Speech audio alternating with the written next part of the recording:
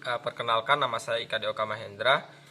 Saya dari Prodi S1 Manajemen dengan NPM 19411030. Saya di sini akan sedikit menjelaskan tentang aspek emosi dan suasana hati. Terdapat beberapa aspek fundamental lainnya dari emosi yang harus dipertimbangkan, yaitu biologi emosi. Adalah semua emosi berasal dari sistem limbik otak yang kira-kira berukuran sebesar sebuah kacang walnut dan terletak di belakang otak. Orang-orang cenderung merasa bahagia ketika sistem limbik mereka secara relatif tidak aktif. Sistem limbik orang tidaklah sama. Sistem limbik yang lebih aktif terdapat pada orang-orang yang depresi, khususnya ketika mereka memperoleh informasi negatif. Intensitas adalah setiap orang memberikan respon yang berbeda-beda terhadap rangsangan pemicu emosi yang sama. Dalam sejumlah kasus, kepribadian menjadi penyebab perbedaan tersebut. Pada saat lain, perbedaan tersebut timbul sebagai hasil dari persyaratan pekerjaan. Berikutnya, frekuensi dan durasi adalah suksesnya pemenuhan tuntutan emosional seseorang karyawan dari suatu pekerjaan tidak hanya bergantung pada emosi-emosi yang harus ditampilkan dan intensitasnya, tetapi juga pada beberapa sering dan lamanya mereka berusaha menampilkannya. Dan yang selanjutnya, emosi membuat kita irasional. Emosi adalah penting terhadap pemikiran rasional karena emosi memberikan informasi penting mengenai pemahaman terhadap dunia sekitar dalam suatu organisasi. Kunci pengambilan keputusan yang baik adalah menerapkan pemikiran dan perasaan dalam suatu keputusan.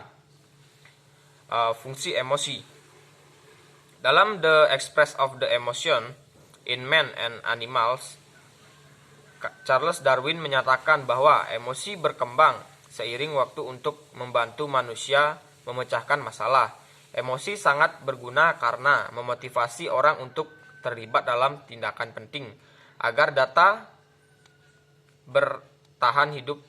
Tindakan seperti mengumpulkan makanan, mencari tempat pelindungan, memiliki pasangan, menjaga diri terhadap pemangsa, dan memprediksi perilaku.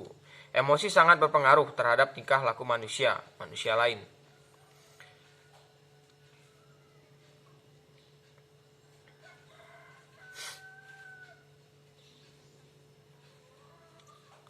Aplikasi perilaku organisasi terhadap emosi dan suasana hati. Kita dapat melihat bagaimana manajer dapat mempengaruhi suasana hati karyawannya. Ada beberapa aplikasi, yaitu seleksi. Salah satu implikasi dari bukti uji kecerdasan emosional sampai saat ini adalah bahwa pemberi kerja seharusnya mempertimbangkan sebagai sebuah faktor dalam merekrut pekerja, khususnya untuk pekerjaan yang menuntut sikap interaksi sosial yang tinggi. Pengambilan keputusan suasana hati dan emosi positif tampaknya membantu orang mengambil keputusan yang baik. Orang-orang yang dalam suasana hati yang baik akan mengalami emosi positif lebih mungkin dibandingkan yang lain untuk menggunakan pengalaman untuk mengambil keputusan yang cepat. Emosi positif juga meningkatkan keahlian memecahkan masalah sehingga orang-orang positif menemukan solusi-solusi masalah yang baik. Yang ketiga, kreativitas. Orang-orang dalam suasana hati baik cenderung lebih kreatif daripada orang dalam suasana hati buruk.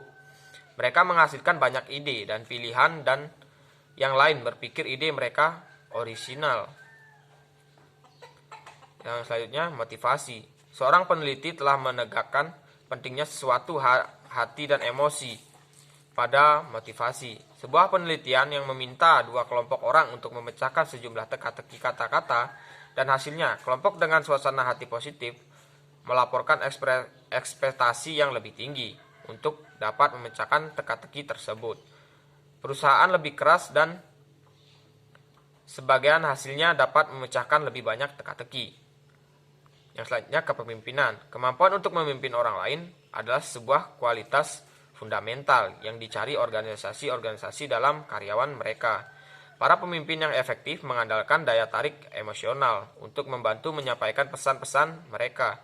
Bahkan ekspresi emosi dalam pidato seringkali merupakan elemen penting yang membuat kita menerima atau menolak pesan seorang pimpinan.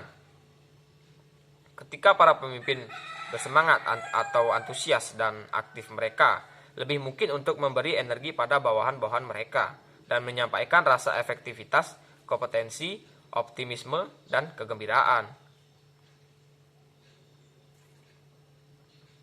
Mungkin hanya itu saja yang bisa saya jelaskan. Kurang dan lebihnya saya mohon maaf. Jika ada salah-salah kata saya mohon maaf. Saya akhiri dengan selamat pagi.